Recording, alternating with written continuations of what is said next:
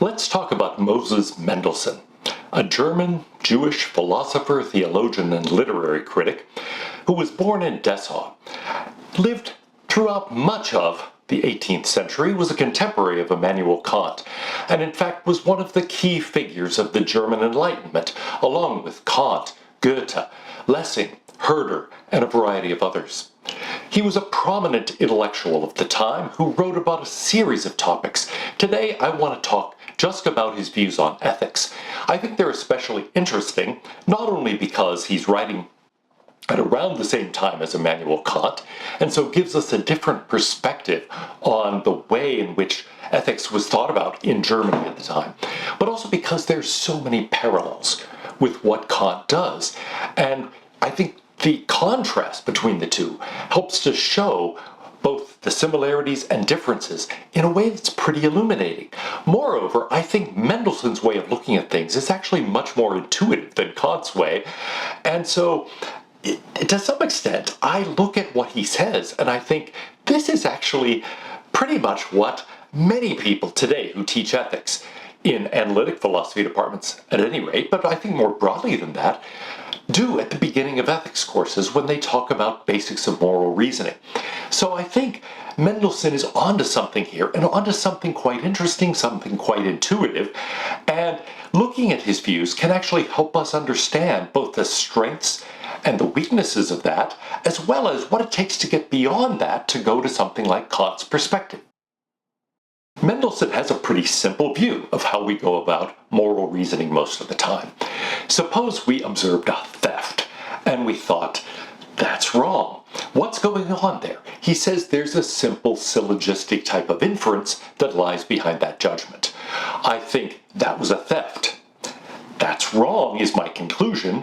What links them together is the judgment that theft is wrong. And so we typically have either a universal or a general sort of statement like theft is wrong, and then we have the claim, the factual claim, this is a theft. Conclusion is this is wrong. Now notice he isn't very clear, at least so far, about the shape of that premise. Is it a generalization like theft is wrong? Is it really a universal claim like all theft is wrong? Is there a modal aspect so that it's theft qua theft is wrong? Well, for the moment, just hold those questions in mind. But the basic idea here is that we have moral conclusions drawn from factual premises together with basic moral axioms, basic moral principles that we use. Now, actually, theft is wrong is not, he thinks, a basic principle. It's going to be something that is derived from an even more basic principle. And like Kant, he thinks that there is one ultimate basic principle, but he has in mind quite a different principle from the categorical imperative. Here's another example. I ought to keep my promise. Why is that true? Because I think promises ought to be kept. If you've made a promise, you ought to keep it. And I did make a promise, so I ought to keep it. Again, we have a particular moral conclusion. I ought to do this, whatever it is that keeps my promise, and I've got a factual claim, I did make this promise, and then I've got a moral principle in the background, something like promises ought to be kept. All promises ought to be kept. Promises qua promises ought to be kept, etc.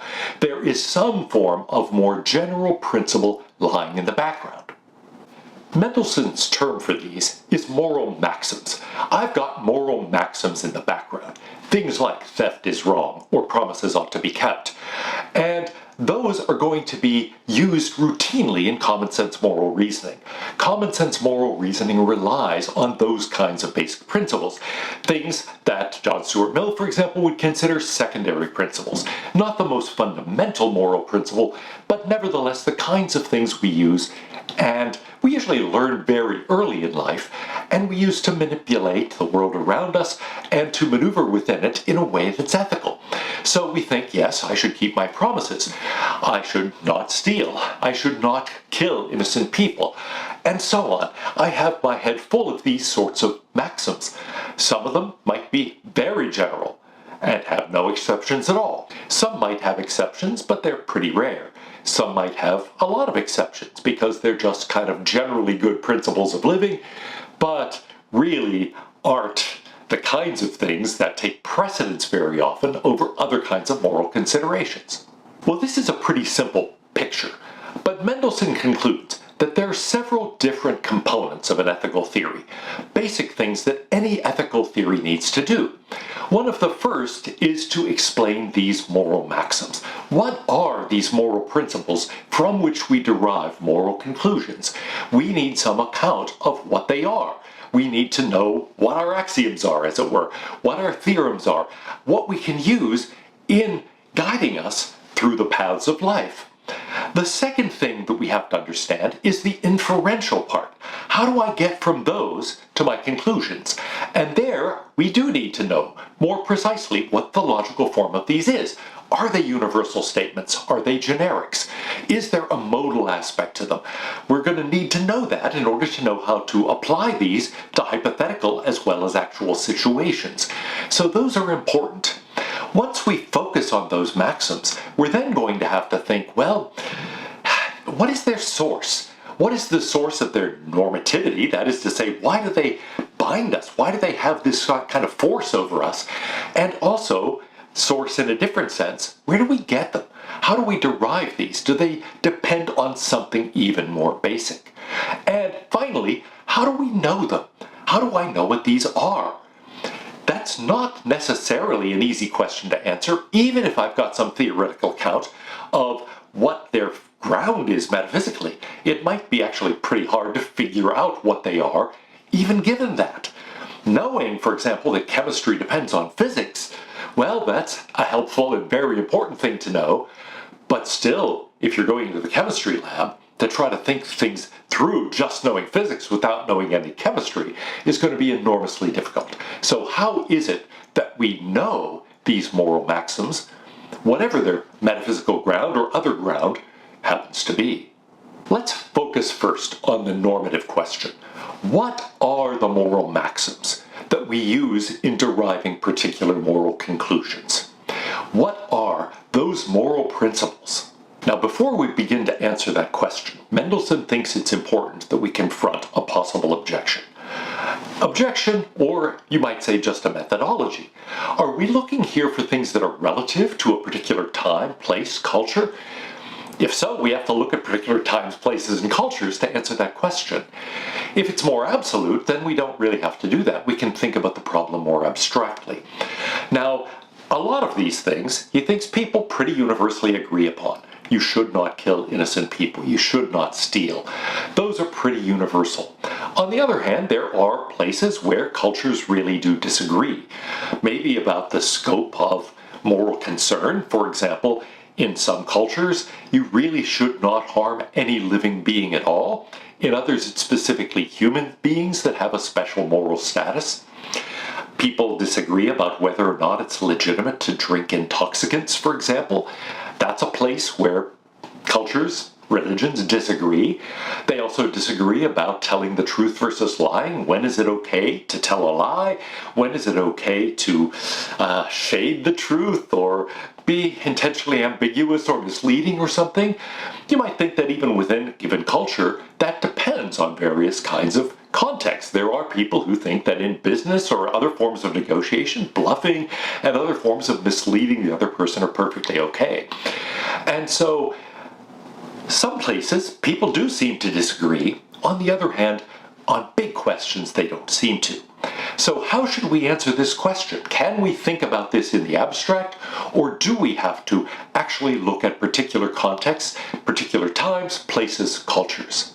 Now, actually, Mendelssohn says it's a little bit more subtle than just asking about relativity, because there are different kinds of things about which we might have to settle questions where it's not so obvious that people agree across cultures or even across contexts within a single culture. For example, there's this question of whether these things are universal or general. Can there be exceptions? Are there circumstances in which it's okay to tell a lie, okay to break a promise, okay even to kill an innocent human being? Those are important questions we have to answer. There's the question of ambiguity, or you might say vagueness of certain predicates. What exactly counts as a theft? What counts as a promise? What counts as a keeping of a promise? All of those things matter. And we're going to have to decide there are going to be boundary cases. With respect to a lot of these moral maxims, we have to know whether we're agreeing about where the boundaries lie. There are other problems. What do we do if our maxims conflict in a given case? What if I've been so foolish, for example, as to make a promise to steal something? I've got this moral maxim that tells me to keep my promises and a moral maxim that tells me not to steal. They come into conflict in this case, so what should I do? Now, intuitively, in that case, it seems as if I should not keep that promise. On the other hand, there are lots of moral conflicts that are not so easily resolved, and I have to decide which moral consideration takes precedence. Often, more than one kind of moral consideration, one kind of moral maxim, applies to my circumstances. What do I do then? Mendelssohn thinks that on all of these matters, we don't have to be relativists. He says it doesn't really matter where you are, what your culture is, what conflict you might be facing, etc., etc. Instead, he says, we can think about this in a pretty general way. And his analogy here is with mathematics. He says, of course people disagree about some mathematical questions, but why is that true?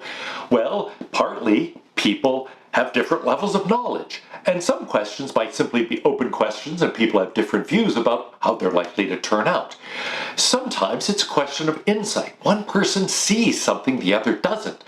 That's related to knowledge, but it may be distinct. It may be that this person sees the full dimensions of the problem in a way that another person doesn't.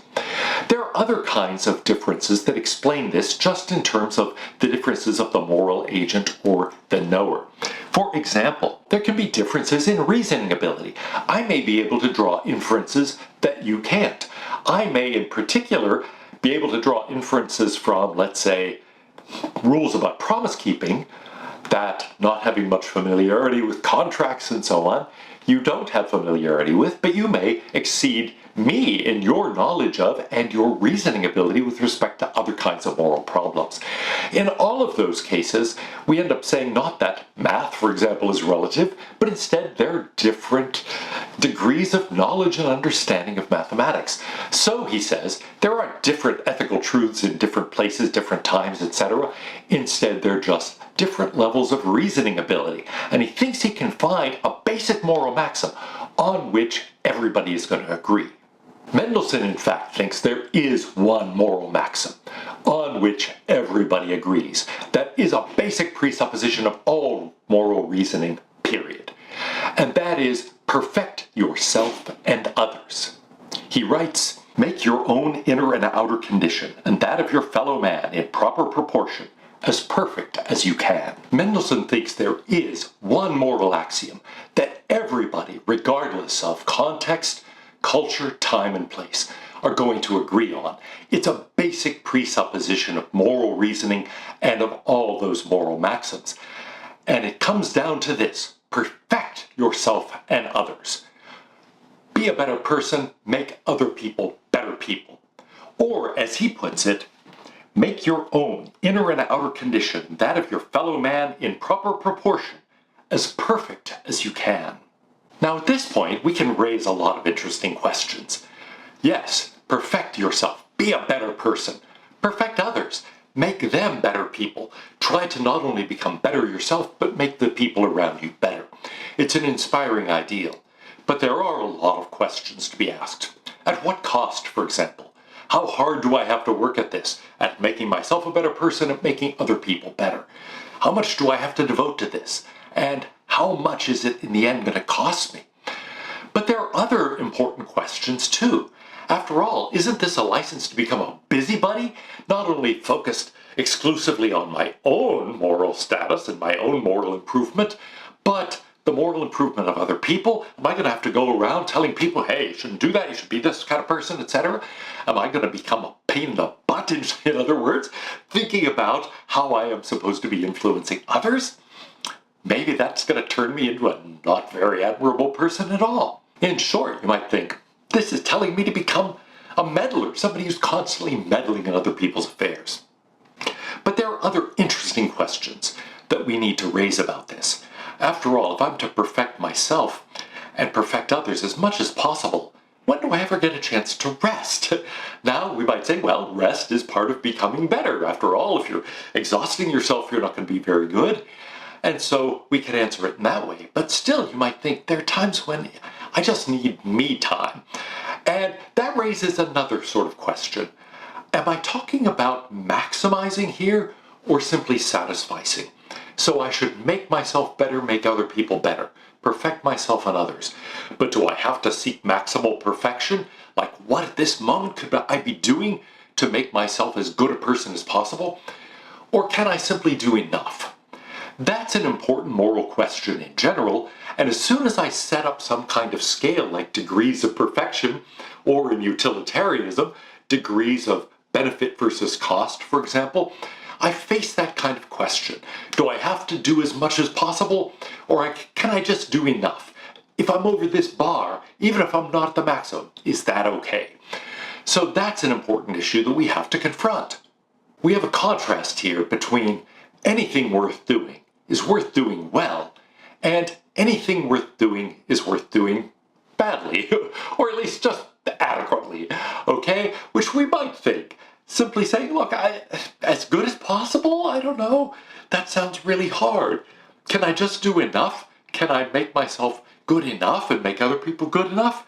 Can I sometimes then just say, okay, my work is done, I'm going to go have a beer, or I'm going to go watch TV, or whatever?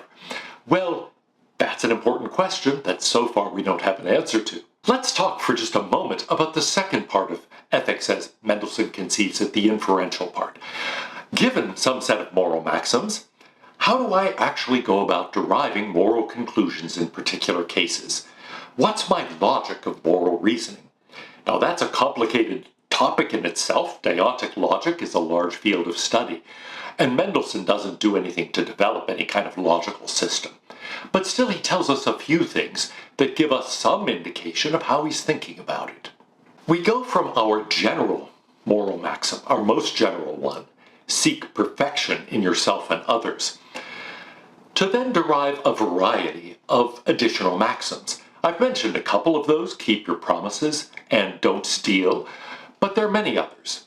For example, seek virtue, exercise self-control and prudence, help other people, avoid harming others, do not commit murder, do not steal, work hard, do your best. All of these follow from that single perfectionist principle. All of them, if I violate them, are either harming myself, or at any rate not benefiting myself, or harming someone else. And so those things, he says, follow from my general moral maxim. Now, what this means is that these, he thinks, work together. They constitute a system of moral law that is analogous in some ways to a set of mathematical principles or to a system of natural laws. Just as physics concerns natural laws that govern the physical behavior of objects, so we could think these govern our actions, or at least ought to govern our actions as human beings in how we interact with each other and how we treat ourselves. There is still a contrast between this set of moral laws and a system of physical laws. These can come into conflict. Now, you can have forces in physics that oppose one another, but you don't have physical laws that contradict other physical laws. Here, however, you seem to, or at least they seem to imply different things in particular cases. For example, should you study or should you help someone else study? Should you do your own work or help other people with theirs? You might be in a situation where you have a lot of work to do, but someone asks for your help, or you're told by your boss you ought to help other people. What are your obligations in that case? What do you do about that kind of conflict? This can happen in other situations. A question of seeking personal achievement and accomplishment as opposed to being a team player and helping the team as a whole succeed. Sometimes you may have to do that in a way that prevents you yourself from attaining your own personal goals. That's an example of this sort of moral conflict. Now, so far I've been talking about conflicts between the perfect yourself and perfect others part. But of course there are many other people. And so it may be that this friend asks help in this project, that friend asks for help in this project. Well, If they're different projects, different friends, you may not be able to do both. And so even perfect others is something that can lead to conflicts, even if your own welfare is not really involved. In short, just because there's you, there are all these other people, you're supposed to be helping all of them, well, you may not have opportunities to help all of them. Helping this person may set that other person back, or at least not help them. So you have to make real choices. There are real conflicts here. Mendelssohn's answer is that you have to balance these considerations in proper proportions. But what does that mean? What is a proper proportion? It might look as if now we need to talk about a scale on which we have, let's say, your degree of perfection and various other people's degrees of perfection. So we're going to have a bunch of these different scales, and now we have to figure out how to compare them, how to combine them in some way, how, in short, to generate a more general judgment, a single scale, if you will, out of this set of scales for yourself and other people you might affect. And that kind of problem of value aggregation is something that's familiar from utilitarianism, for example, or a general worry about pluralistic theories. For that matter, you might think in terms of welfare economics and ordinal rankings. Are these ordinal? Are they cardinal? How do we do these combinations? Are combinations like this that are rational even possible? Those are some deep questions that have been studied a lot in a lot of different contexts. Now, Mendelssohn, I think, doesn't really have much of anything to add here. He simply thinks, look, we do have intuitive senses of what's a reasonable and what's an unreasonable resolution to these conflicts. So he thinks it's the very least possible to, in some cases, in many cases, I'm not sure what we should really say here, he thinks it's possible, at least in lots of situations, let's say, being a bit fuzzy about this, to come up with some solution. And that means it must be possible. We must be able to have enough specificity, both in our scales and in our ways of combining these scales and comparing them, to come up with some reasonable judgments. On the other hand, there are cases where we're really not sure how to resolve the dilemma, which indicates this isn't a very complete or precise resolution. We judge these by proper proportion, but our judgments about that themselves are going to be of limited determinacy. Well, how do we do it? Mendelssohn here doesn't give us any kind of mathematical or logical theory. Instead, what he does is appeal to intuition. He says we have intuitions about this. We have feelings, inner feelings, a conscience, and a fortunate sense for the truth. In short, we have something like Aristotle's practical wisdom. We have some inner sense of when this makes sense. Now, I think given what we know now that Mendelssohn would not have known, that tells us something about what such a function must be like, what these scales must be like. But on the other hand, there's still a lot of indeterminacy about that. And so he's going to say, look, sometimes we have a pretty clear inner feeling about this, sometimes we don't. How we know it, well, that's how we know it. What is the ultimate ground of that? That's a different question, and he has relatively little to say about that. But I think it is important to recognize a few things that he does conclude about this. First of all, there is a real possibility of conflict. Secondly, there's a danger of incompleteness. A given situation may fall under more moral laws than you're considering. Even given this recognition of a conflict, there may be more factors that you're not even thinking about. Also, there are questions of factual matters, factual issues. What really is best in this situation? What will help this person most? It may not be obvious, and it may come down to a factual question. And so the result of that is that in every particular case, applying a moral maxim involves taking a moral risk. It's always a matter of probability.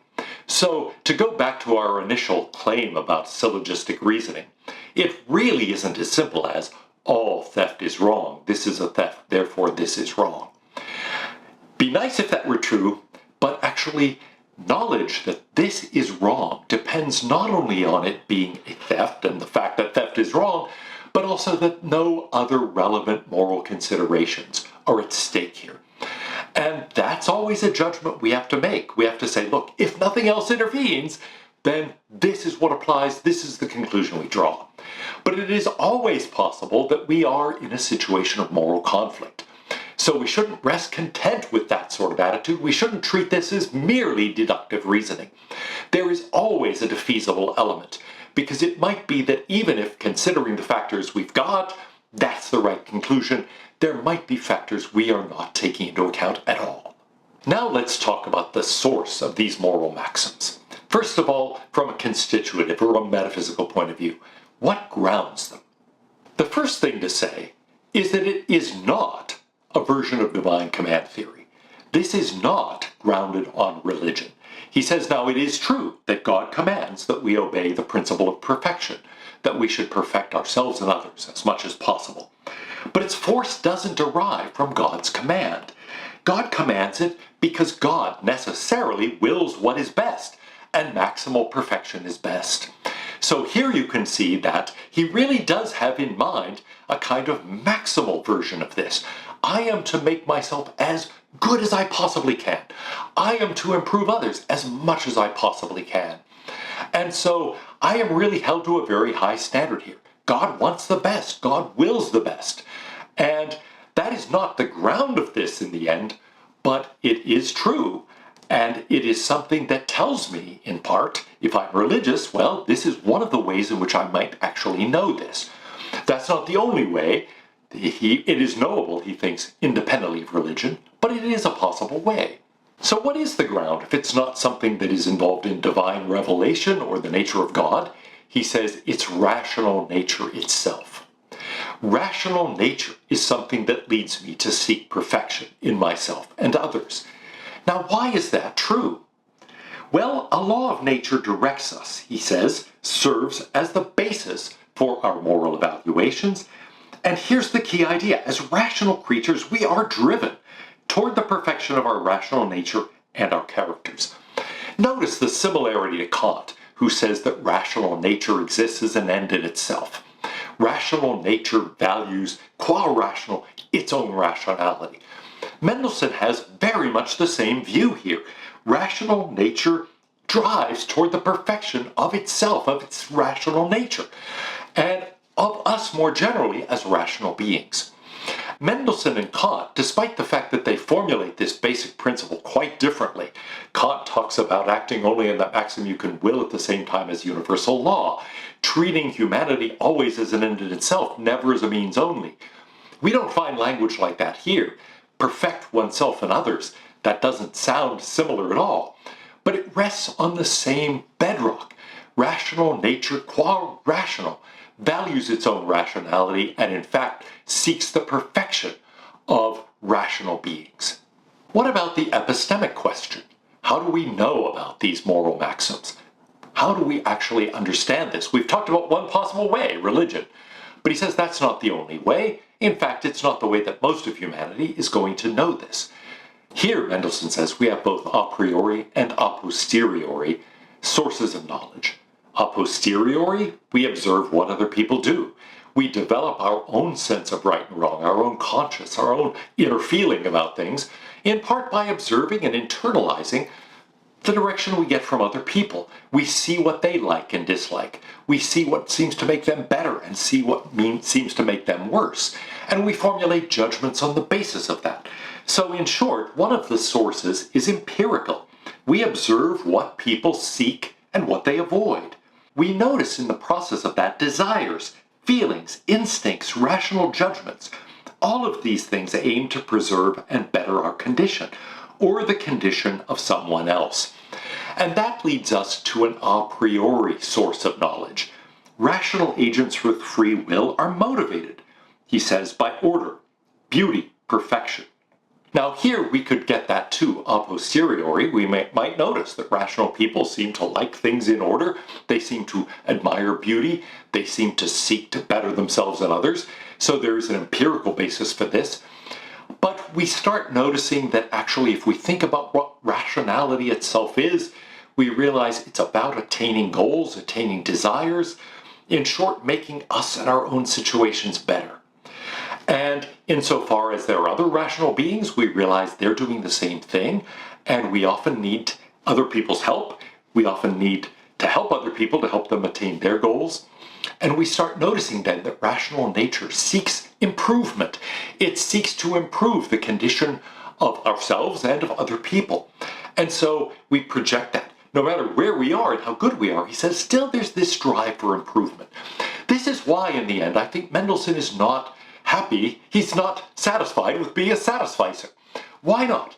Because we always have this desire to improve. No matter how good you become, he says your rational nature seeks to become even better. No matter how much you've done for someone else, your rational nature values them, cares about them, and wants to make them even better. And so he says there's really no point where we can just kick back and say, you know what, I'm good enough. I don't need to be any better than this. No, we should never be self-satisfied in that way. That contradicts our own rational nature. Rationality seeks improvement. It seeks betterment. It seeks to make us and our circumstances better. Well, finally, he says there is a religious foundation for this. Our religion, no matter what it is, should tell us that God wills what's best. And so this isn't something that is specifically tied to his Judaism. He thinks that any reasonable religion, any reasonable belief in God is going to think that God wills the best. But that means God wants for us to be as good as possible. He wants other people to be as good as possible.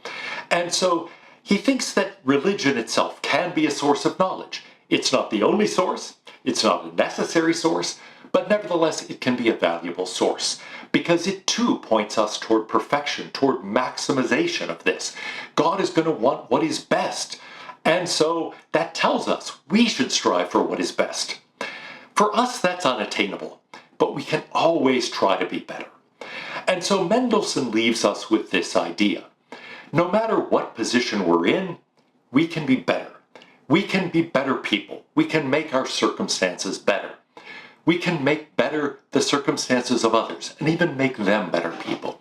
So there's something profoundly optimistic in the end about this. Perfection itself may be unattainable, but improvement, that's always attainable.